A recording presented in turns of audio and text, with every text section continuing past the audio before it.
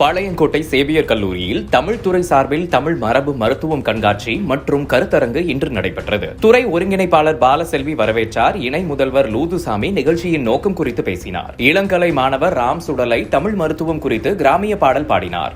கல்லூரி முதல்வர் Garwin Rufus நிகழ்ச்சியை தொடங்கி வைத்து பேசுகையில், சிறிய தலைவலி தும்மல் என்றாலும் ஆங்கில மருத்துவத்தை தேடும் நிலைதான் உள்ளது. இதுபோன்ற இடர்பாடுகளை நீக்க இயற்கையான முறையில் உள்ள தமிழ் சித்த மருத்துவ முறையை இன்றைய இளம் தலைமுறையினர் அறிந்து கொள்வது அவசியம் என்றார்.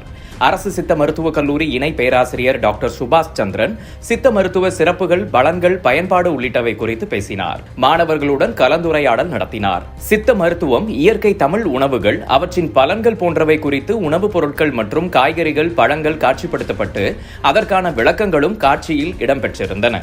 இதை ஏராளமான கல்லூரி மாணவர்கள் பார்த்தனர். கல்லூரி செயலாளர் புஷ்பராஜ் மற்றும் பலர் பேசினர்.